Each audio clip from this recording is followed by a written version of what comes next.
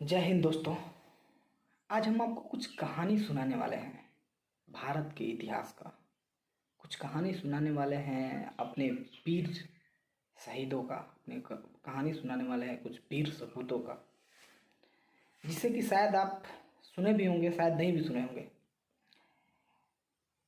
और इस कहानी के माध्यम से हम बताना चाहते हैं, हम ये आपको जगाना चाहते हैं, हम आपके सीने में एक आग लगाना चाहते हैं, आपके दिल में दहशत फैलाना चाहते हैं। ये जो हमारे संस्कृति के खिलाफ, जो हमारे आयुर्वेदिक कल्चर के खिलाफ बोले, उसे बोलने का कोई हक नहीं है। हमें जज्बा ऐसा होना चाहिए अंदर कि हम उसको एक तरह से देखा जाए, अगर मिल जाए तो उसे हम उसका आँख नोच लें। अगर मेरे संस्कृति पे जो उंगली उठा रहा है तो एक बार ऐसा हुआ कि अकबर के दरबार में बहुत सारे राजाओं को बुलाया गया। भारत के जितने भी राजा थे सबको बुलाया गया और वहाँ पे बुला के अकबर ने एक तरह से देखा जाए तो सबकी बेइज्जती करने के लिए वहाँ पे बुलाया था। अकबर का दरबार सजा हुआ था, सभी राजा सामंत बैठे हुए हैं। उस दरबार में अकबर खड़ा होकर बोलता है कि क्या है किसी में पावर, क्या है कोई मुगलों जितना शक्तिशाली जो इसका हम लोगों का सामना कर सके। इतने में कोई नहीं, सब सन्नाटा, पूरे सभा में सन्नाटा छाई हुई है। फिर उसने बोला, हाँ मैं यही देखना चाहता था कि अब भारतवर्ष में ऐसा कोई वीर नहीं है जो अकबर का मुकाबला कर सके। तभी एक आवाज़ उठी, सब लोग उधर देखने लगे। ऋणमल राठौर जी हाथ उठाते हुए बोले, माफ़ कीजिएगा, लेकिन आपसे तो अच्छा एक राजपूत का बच्चा बच्चा है। राजपूत के वीर बच्चे बच्चे जो आपसे मजबूत हैं और आपसे कहीं ज़्यादा वीर हैं। आप लोग तो केवल ठगना जानते हो, आप लोग तो केवल दूसरों को लड़वा कर फायदा उठाना जानते हो। हमारे आज भी ऐसे कई वीर सपूत हुए जो कि सर कटने के बाद भी उनका धड़ लड़ता रहा। इतिहास में ऐसी कई कथाएं हैं। अकबर बोला, छोड़ो छोड़ो इतिहास तो मैं भी लिखवा सकता हूँ, मेरे पास पैसा है। मैं भी बहुत सारे लोगों को हायर करके, बहुत सारे लोगों को बैठा के पैसा देकर 100 लोगों का नाम लिखवा सकता हूँ, जिसमें ये बताया जाए कि ये 100 लोग धड़ कटने के बाद, सर कटने के बाद भी लड़े थे। तो इतिहास में मैं विश्वास नहीं करता। अगर तुम्हारे पास कोई प्रूफ है तो तुम हमें ला कर दिखा सकते हो। अगर कोई वैसा है जो इसके लिए सक्षम है, तब मैं मानूंगा कि हाँ, राजपूतों में जान होती है, राजपूत होते हैं। बहुत अंदर तक लगी ये बात ऋणमल राठौर जी को। एक मिनट के लिए चुप हो गए और उसका जवाब नहीं दिए वो, और वहाँ से सभा संपन्न हुई, वो घर आए। बहुत दिन सोचते रहे, बहुत दिन पता लगाते रहे कौन है ऐसा वीर जो अकबर के इस सवाल का जवाब बन सके, अकबर के इस जो एक तरह से चुनौती दिया है उसका सामना कर सके और उसे दिखा सके कि हम राजपूतों में अभी वैसे ही पावर है और वैसे ही खून है।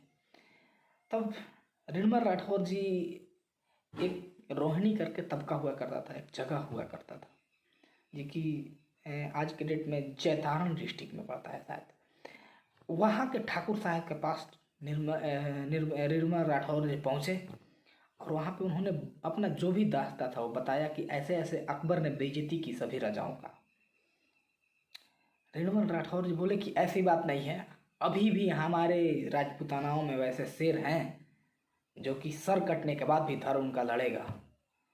इस पे बहुत आश्चर्यचकित हुए ऋणमल राठौर। बोले कि ऐसा ये दावे के साथ कैसे कर सकते हैं, लेकिन बोले नहीं, वे अपने मन में सोचे। और तब तक ठाकुर साहब ने बोला कि मेरे ही 2 बेटे हैं, आप इनको ले जाइए और ले जाके वहाँ पे परीक्षा दिलवाइए। ये 100% गारंटी है कि ये इनका सर कटने के बाद भी इनका धड़ लड़ता रहेगा। एक आश्चर्य में पड़ गए ऋणमल राठौर की, एक बाप अपने बेटे को मरने के लिए कैसे भेज सकता है। अपने देश के शान के लिए, अपनी कल्चर के लिए, अपनी जो सभ्यता है उसके लिए एक बाप अपने बेटे को कुर्बान होने के लिए कैसे भेज रहा है।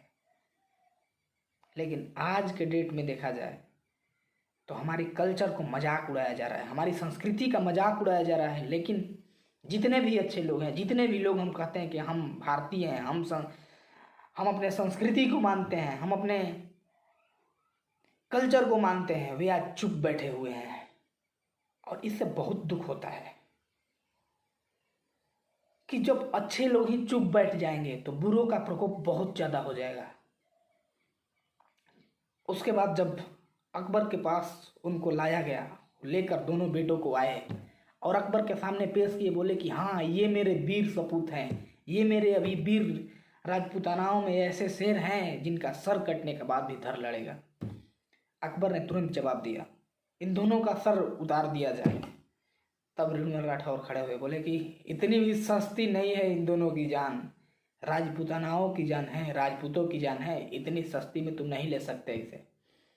अगर तुम्हारे पास कोई वीर है तो इसे लड़ने के लिए भेजो, अगर ये लड़ाई में इनका सर कट जाता है तो इनके धर लड़ेंगे। तब अकबर ने अपने सेना की प्रमुख एक टुकड़ी, जिसमें 20 सैनिक थे, उसने भेजा। पहला भाई, बड़ा भाई लड़ रहा था, 20 सेकंड में सबकी धज्जियां उड़ा दी। 20 सेकंड में 20 लोगों को काट के रख दिया। तब अकबर ने 50 की टुकड़ी को भेजा, 50 को भी उसने काट के रख दिया। फिर 100 का भेजा, 100 को भी उस वीर ने, उस शेर ने 2 मिनट में सबकी धज्जियां उड़ा दी, सबको काट के रख दिया। लाशें ही लाशें उसके उनके दरबार में बिछ गई। फिर उसने अपने सेना के प्रमुख 500 सैनिकों को एक साथ भेजा, सबको एक एक करके जो वीर थे वो दोनों भाई मार के खत्म कर दिए। तब जाके अकबर को समझ आया। एक सैनिक बोला, आप क्या देख रहे हो, ये 500 से अधिक महिलाओं को विधवा कर चुका है और आप कितना कुर्बानी देना चाहते हो इसकी परीक्षा लेने के लिए। तब डायरेक्ट अकबर ने गोली चलवाई और उसके जाके बड़े भाई के सर में लगा, उसका महमंड उड़ गया। फिर भी उसका धर लड़ता रहा और कई सारे सैनिकों को मार गिराया। इसी तरह तब जाके अकबर को बिलीव हुआ। तब जाके अकबर एक तरह से सन्नाटे भरे माहौल में खो गया, लग रहा था कि उसे कुछ समझ नहीं आ रहा। उसी तरह आपने कहानी सुनी होगी चित्तौड़गढ़ किले की, आपने कहानी सुनी होगी पद्मावत मूवी आपने शायद देखी हो। वहाँ पे अलाउद्दीन जो खिलजी था वो राजा राव रतन सिंह को बंदी बनाया था। उसकी यही मंशा थी कि जब हम राजा राव रतन सिंह को बंदी बना लेंगे तो हम रानी पद्मावती हमारे पास आ जाएंगे, तब हम राव रतन सिंह को छोड़ देंगे। इतने में रानी पद्मावती ने गोरे और बादल को चिट्ठी भेजा, संदेश भेजा कि आओ चित्तौड़गढ़ को बचाओ। गोरे और बादल चित्तौड़गढ़ के प्रमुख सैनिक थे, प्रमुख योद्धा थे। तब गोरे और बादल आए। गोरे और बादल से रानी साहिबा ने संदेश भिजवाया खिलजी को कि मैं आ रही हूँ तुमसे मिलने के लिए। खिलजी बहुत खुश था। और जब 700 डोलियाँ सजाई गई, 700 पालकी सजाई गई और 700 में एक में भी महिलाएं नहीं थी, सब में वीर योद्धा बैठे थे और एक योद्धा को ढोने के लिए 4 और वीर योद्धा जो दोनों तरफ पालकी को ढोकर ले गए। तो 7 और 5 3500 वीर योद्धा पहुँचे खिलजी के यहाँ। और तब उससे प्रस्ताव रखा गया कि हमारी रानी साहिबा पहले, तुमसे मिलने से पहले हमारी रानी साहिबा अपने राजा से मिलेंगी। उसने कहा ठीक है, कोई दिक्कत नहीं, राजा से मिलाया जाए। उस पालकी में एक लोहार था जो जाकर राजा की भेड़िया बहुत तेजी से काटा और एक टुकड़ी लेकर राव रतन सिंह को चित्तौड़गढ़ किले में चली गई और दूसरी टुकड़ी को लीड करने वाले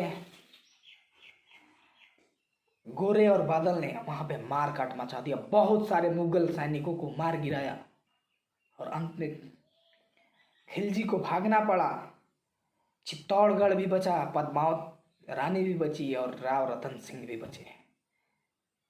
आपने सुनी होगी जयमल और पत्ते की कहानी। जयमल को अकबर ने गोली मार दी, उसके पैर में गोली मार दिया था। घोड़े पे चढ़ने लायक नहीं था जयमल, लेकिन पत्ते के कंधे पे चढ़ के चतुर्भुज रूप लेके वे दोनों लड़ते रहे।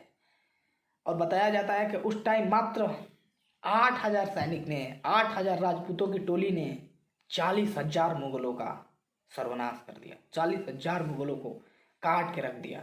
तो ऐसे जज्बाती होते थे हमारे पहले के वीर, हमारे संस्कृति में होने वाले जितने भी वीर थे ऐसे। लेकिन आपको बता दें कि जब सबसे पहले अंग्रेज इंडिया आए थे तो मात्र 3,000 आए थे, और 3,000 आने के बाद बस कुछ सामंतों को उन्होंने जीता, और कुछ सामंतों को जीत के जब वे जुलूस निकाल रहे थे, उस टाइम जुलूस के दोनों तरफ खड़े भारतीय ताली बजा रहे थे। तभी उन लोगों को समझ में आ गया कि इन लोगों पे राज करना बहुत ही आसान है। और आज भी वही मनोदशा के कारण, उसी सोच के कारण सब देश जो भी है हम पे राज करना चाह रहा है। आज अगर बता दें कि कहीं ना कहीं हम इसमें भारतीयों की गलती है, कहीं ना कहीं हम उतने स्ट्रांग नहीं हैं, उतने मजबूत नहीं हैं। अगर हम उतने मजबूत होते तो IMA जैसी अंग्रेज़ों की गुलाम ऑर्गेनाइजेशन, WHO जैसी जो कि एक तरह से विदेशी ऑर्गेनाइजेशन है, वो हम पे राज नहीं कर रही होती। एक तरह से वो राज ही कर रही हैं कि जो हम बोलेंगे वही सत्य है, उसके सिवा आप कुछ नहीं कर सकते। एक तरह से वे गुलाम बना चुकी हैं हम लोगों को। अगर हम इसके खिलाफ में नहीं हुए तो फिर वे अंग्रेज़ों वाला ही हाल करेंगे। उस टाइम वो अंग्रेज, उसमें मैं पढ़ रहा था, वहाँ पे लिखता है कि उसी टाइम जब भारतीय ताली बजा रहे थे, अगर उसी टाइम जब भारतीय हम लोगों पे पत्थर मारते, एक एक पत्थर मारते, तो हम लोगों को उसी टाइम भागना पड़ता और भारत उसी टाइम से आज़ाद होता है। लेकिन उसने मौका का उन लोगों ने फ़ायदा उठाया और एक दूसरे को लड़ा के अपनी जो वर्चस्व वो पूरे भारत में स्थापित किया। तो वो काम फिर से नहीं होने देना है। ऐसे हम बता दें कि ये हम लोग भारतीयों की कितनी बड़ी बेवकूफ़ी है कि हम अपने संस्कृति के बजाय अपने संस्कृति को भूल के हम विदेशियों को, थोड़ा सा विदेशियों को देख लेते हैं, हम उसके लिए ताली बजाते हैं, उन पे हमें गर्व होने लगता है, पता नहीं क्यों। लेकिन हमें अपने संस्कृति पे गर्व नहीं है, हमें अपने आयुर्वेद पे गर्व नहीं है। हम उसके विरोध में खड़े हैं। आज विरोध में भी खड़े नहीं हैं तो हम जो उसके खिलाफ आवाज़ उठाई जा रही है उसमें हम चुप बैठे हैं, ये सोच कर कि मेरे करने से क्या होगा। अरे एक एक करके ही पूरा एक ऑर्गेनाइजेशन एक एक बन के ही पूरा एक झूठ बनता है, पूरी एक सेना की टुकड़ी बनती है, और एक एक व्यक्ति की आवाज़ उठाने से ही हम मजबूत होंगे।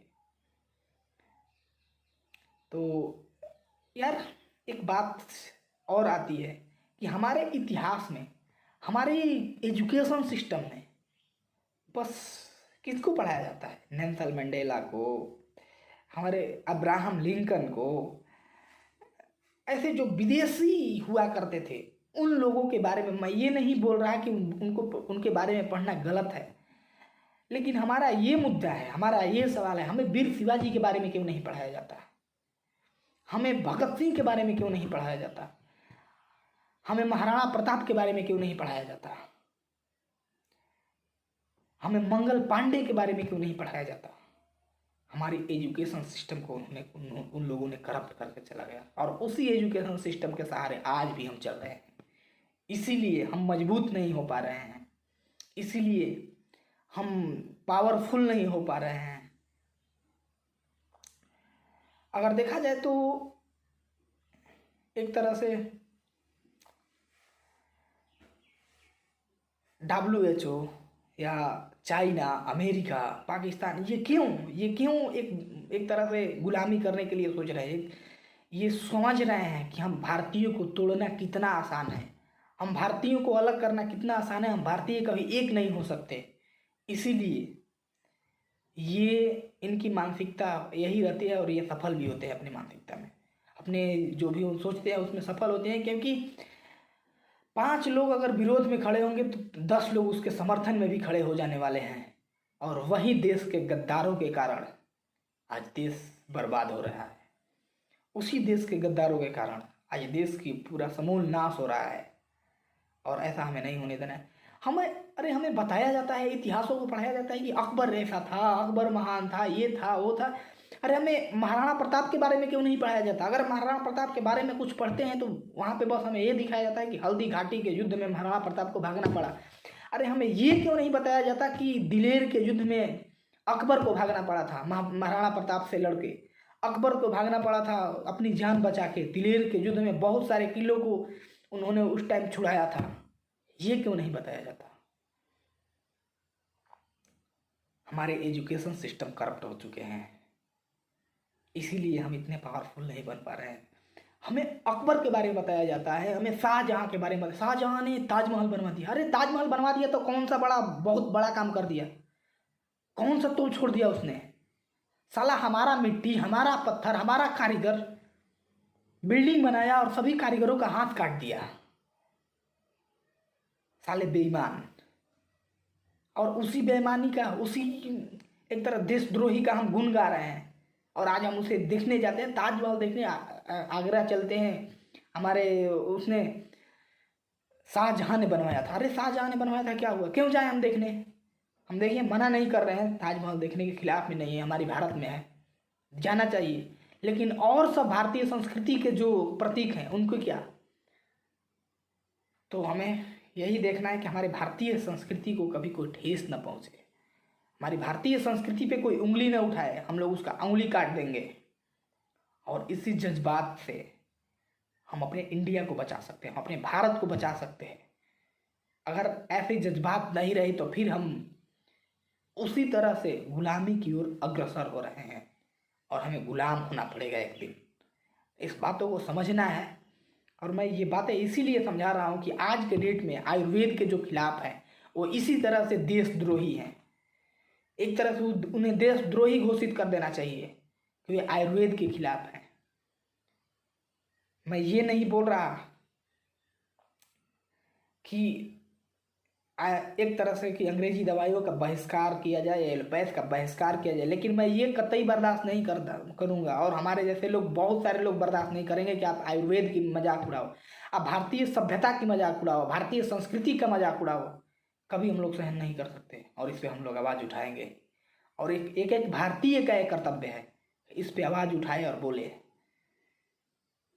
चलिए हम लोग आयुर्वेद के साथ खड़े रहें और आयुर्वेद को आगे बढ़ाने के लिए अग्रसर। धन्यवाद।